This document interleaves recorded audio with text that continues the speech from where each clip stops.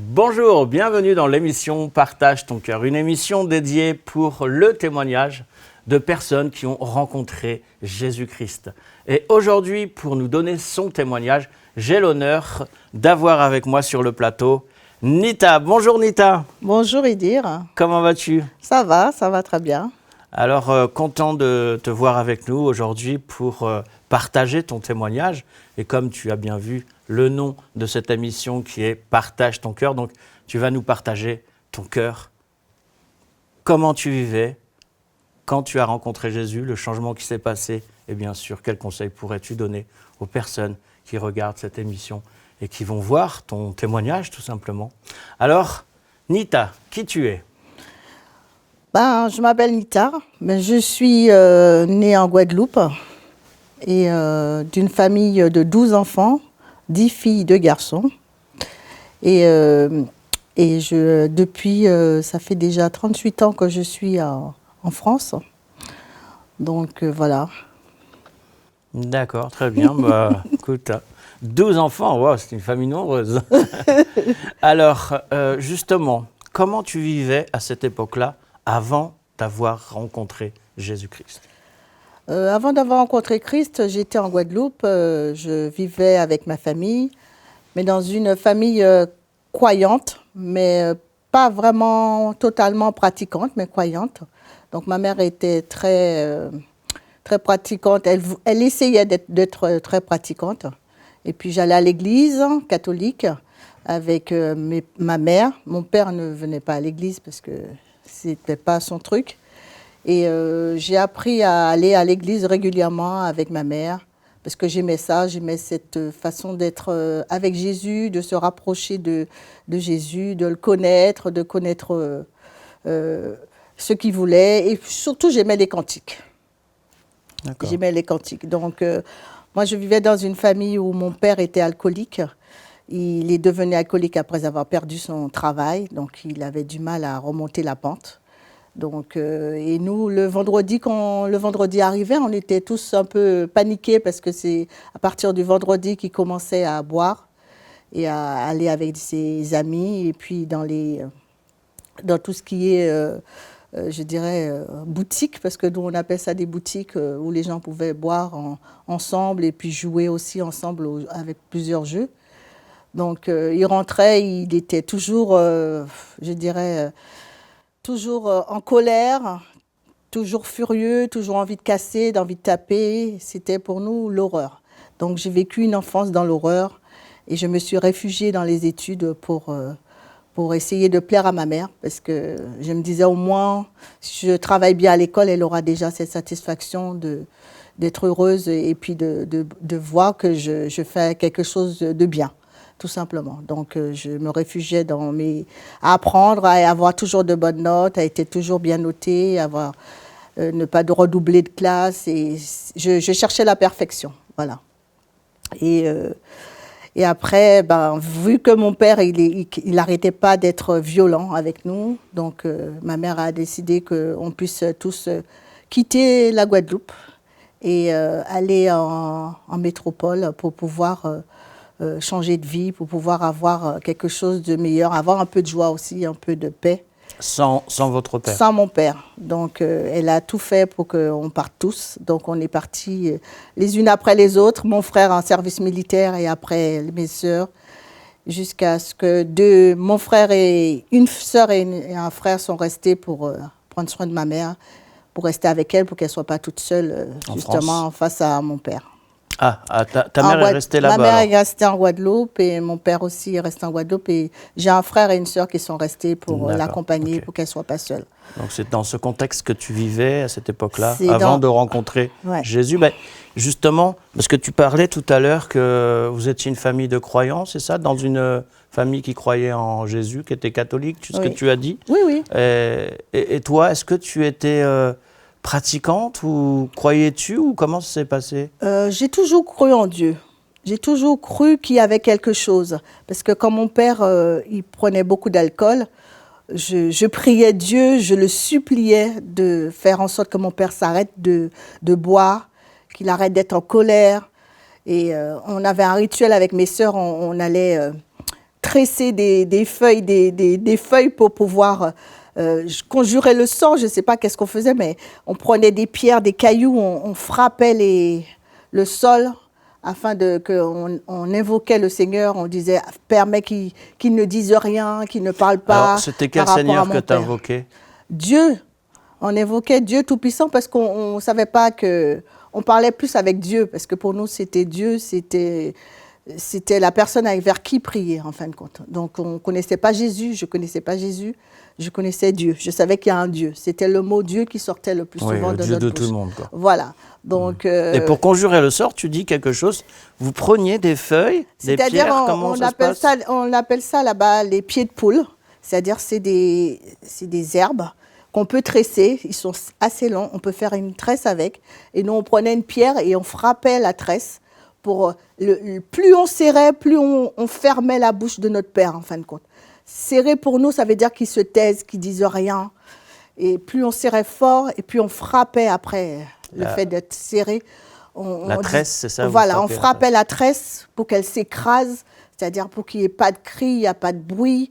Parce que dès que mon père arrivait, le soir, très tard, il nous réveillait, il cassait tout, il jetait la vaisselle, il faisait du bruit, il nous frappait ou frappait ma mère. Donc c'était vraiment l'horreur tous les vendredis soirs, à partir du vendredi soir jusqu'au week-end.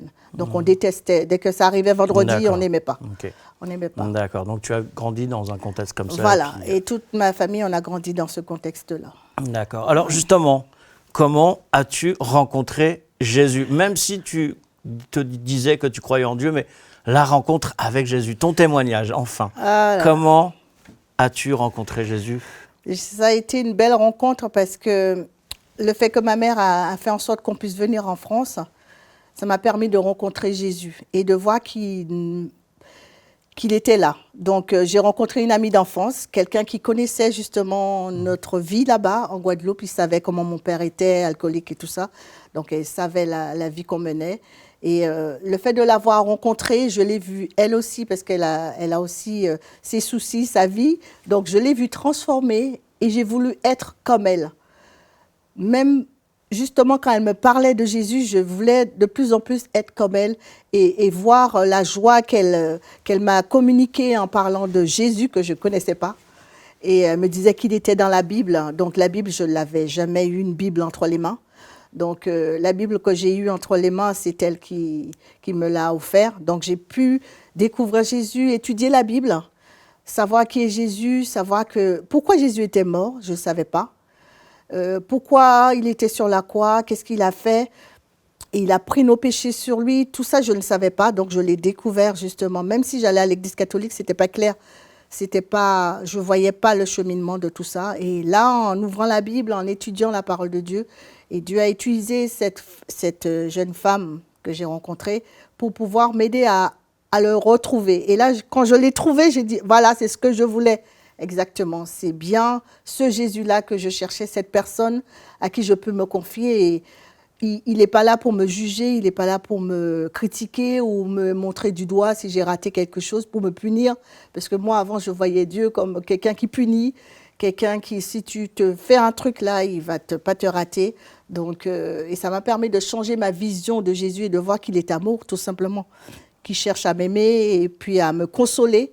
Parce que pour moi, c'était un consolateur, parce qu'il m'a consolé quand je l'ai rencontré. Pour moi, c'était une réponse à toutes les prières, à toutes les pierres que j'ai frappées. D'accord. Et si tu devais dire un exemple, par exemple, le déclic. C'était quoi le déclic qui a fait, parce que tu as dit que tu croyais en Jésus, puisque tu étais d'obédience catholique à la base, mais tu n'avais pas de relation personnelle avec Jésus, c'est bien ça. Ouais. Alors justement, quel a été le déclic quand tu as eu cette révélation que Jésus, c'était plus qu'une religion, mais vraiment une relation. Alors, comment ça s'est passé? Moi, ça s'est passé quand j'ai rencontré Christ.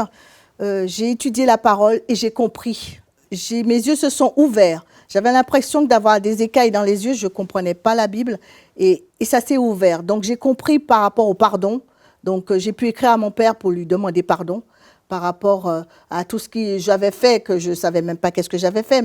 Et je lui ai dit que je le pardonnais aussi, parce qu'il a été violent, tout ça. Donc, j'ai tout écrit dans la lettre et je lui ai envoyé pour que lui puisse comprendre. Et après, on s'est appelé, je lui ai expliqué ma conversion, tout ce que j'avais changé, pourquoi j'avais changé, pourquoi je voulais que justement que la paix puisse revenir au sein du foyer et que mes sœurs aussi puissent être en paix, que toute la famille puisse être en paix.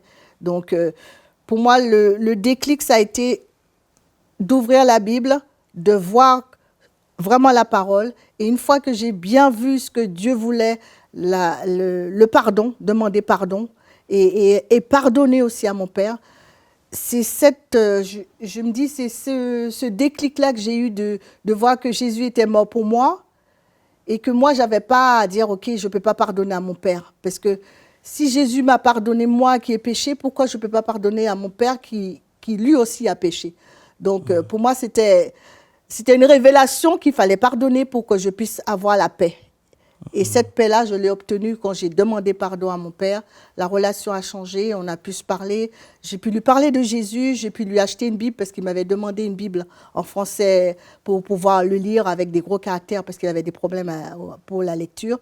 Et cette relation qu'on avait de conflictuelle, de peur, parce que mon père, j'avais peur de lui, tout ça s'est effacé, s'est évanoui avec la parole, la compréhension, et puis la lumière s'est faite, en fin de compte, tout simplement. D'accord. Et c'était pas trop dur de pardonner? Parce que quand tu vois ton père taper sa femme, ta mère, ta propre mère, comme tu disais, tous les week-ends, ainsi de suite, et puis vous, les enfants, et la terreur à la maison, ça n'a pas été trop dur?